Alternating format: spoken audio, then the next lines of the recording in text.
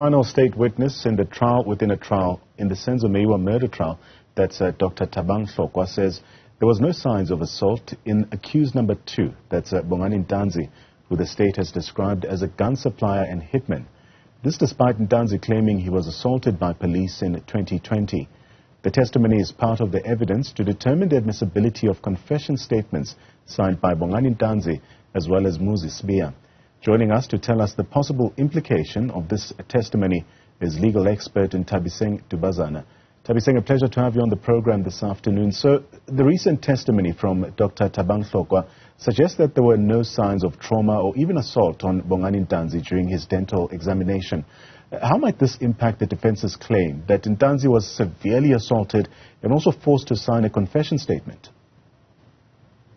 Well, if there were no physical attributes towards or showing that there was an assault that happened, there could be other forms of assault. If you recall, the advocate Mgomezulu for accused number 1 and 2 had stated that the assault that happened against accused number 1 and 2 was tubing. So tubing usually does not entail a physical situation where you're beat with fists or something with that affiliation.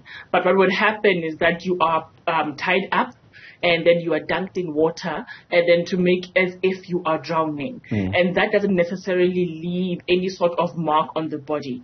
Now, having said that, what usually happens is that if there are no physical signs that there was an abuse that happened or an assault that happened, when we are filling in what we call a J88 form or when you go see a doctor, it is always imperative for you to inform that doctor that, listen, I suffered X, Y, and Z at the hands of the people that brought me here.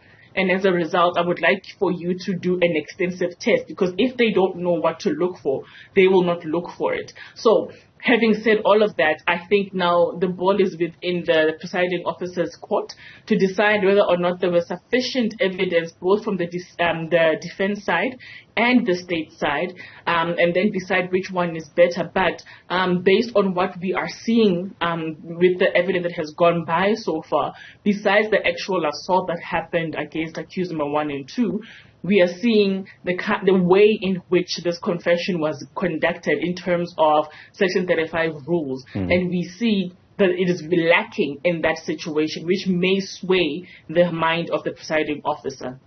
Another interesting aspect was the absence of a gold tooth on Bongani Ntanzi. It does contradict earlier claims which were made by the prosecution regarding some of the suspects in that house on that fateful night. How significant is this revelation also in the context of the trial? And how might it influence the perception of these alleged events? When it comes to the main trial, it may not have any bearing whatsoever, because that would lead probably to the merits of the matter.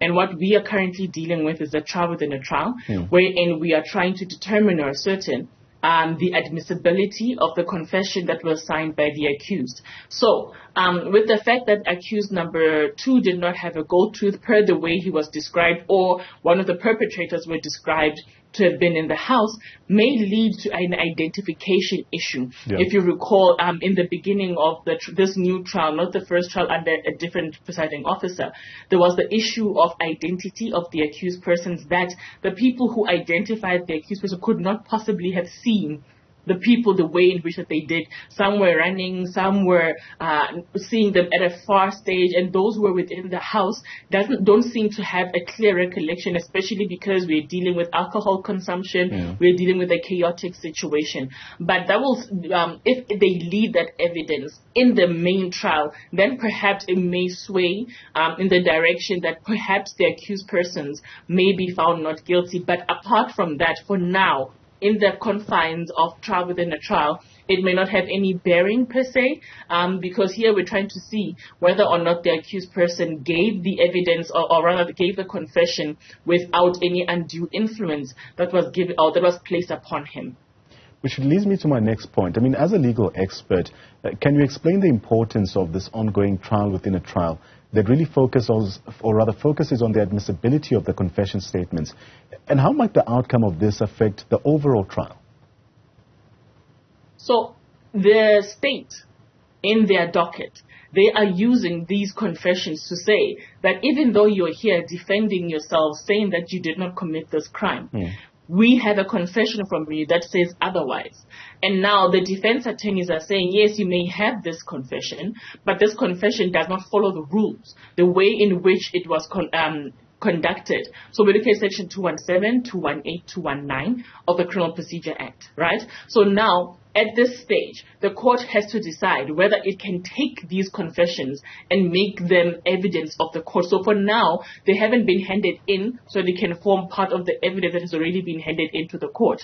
It is only within this trial, within a trial, where we're trying to consider whether or not that confession is admissible or not. So part of the rules are that the confession must be freely and voluntarily done. You must be in your sound and sober senses, and then it must be reduced to writing in front of a magistrate if it was given to a peace officer. So from what we are gathering, is that these confessions were given to various people at an arresting stage, somewhere in a dumping site, and then here with the IO who said something else.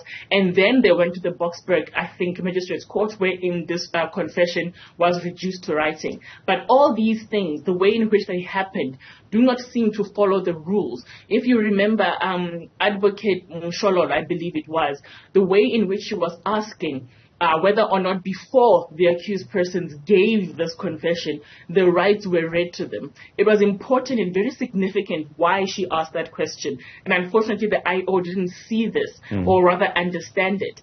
In the pre-constitution, the interim constitution, in a 1994 case, I think it was Justice Chuckelson at the time, he made a ruling in the Constitutional Court and said, the rules of Section 35 in terms of arrested persons, their right to remain silent, should also apply to suspected persons. So the fact that you, as the arresting officers or as the SAPS, only deal with this and write it down at the police station violates the rights of the suspect, because they give you information at the scene of the crime or at the time that you arrested them, whereas you haven't given them their rights. So any information that you give them as the accused person before your rights are read to you, all that information is inadmissible in any court because it was attained unconstitutionally.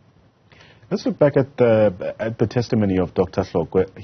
He did say that he examined one of the accused from the waist up, and the defense has questioned whether he went beyond the scope of his examination. How might the court then interpret the extent to which medical professionals can also examine a patient, especially in the context of potential abuse claims? Well, unfortunately, if the accused person did not say to the doctor, listen, I was assaulted, I went through this, that, and the other, the doctor can only check at the tip of the iceberg. They won't go deep within the physical checkup. So it depends on what was divulged to him as a doctor, and then he worked within the confines of that. Because now, if we go over and beyond our scope of duties as well, that might be a violation of this person's privacy, person's right, because they did not give you permission or consent to examine certain parts of their body. So I think that one is a little tricky in terms of how we would hold any doctor accountable for not doing a thorough test in terms of what we as in the legal profession would deem it necessary. The doctors, unfortunately, I think at least, are bound by what their clients or their patients tell them is wrong. Only when they have to do a severe or an in-depth examination because it's a health risk, then they are bound to do so by their practice. But otherwise, if a patient looks like they are okay and you've examined what you were asked to examine, then you are deemed to have, at least I think, you would be deemed to have conducted your duties.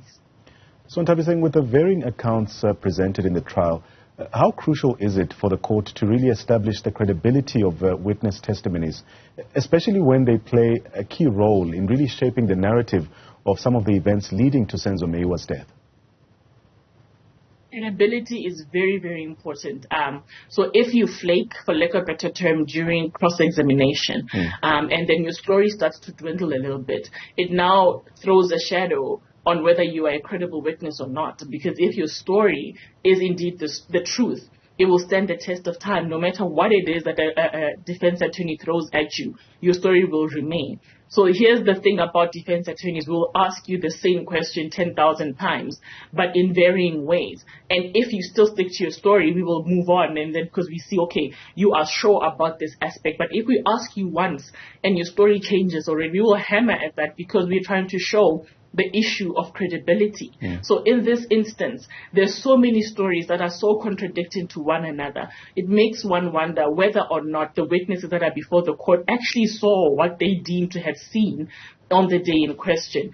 And also the thing that adds to that is that one or some of the witnesses are accused persons in another docket on the same matter. So it makes one wonder, are these witnesses to be taken as witnesses or as accused persons? How are they going to deal with it? And seeing as there's a pending docket at the end of this particular trial, the DPP still yet to make a decision whether or not they're going to continue with the accused persons in the second docket. There's too many things going on, in my humble opinion, in this matter, and I don't know how the presiding officer is going to deal with, deciphering the information that is there. And then another downside that I've seen so far in the trial is that so much information gets divulged during the trial. So there was not enough disclosure that was done at the beginning before the trial started, I beg your pardon. So a lot of information keeps getting given as the trial goes on, and then the matter has to stand down so the defense attorney can acquaint themselves with the information, go get instructions, prepare their clients, and then continue with the trial.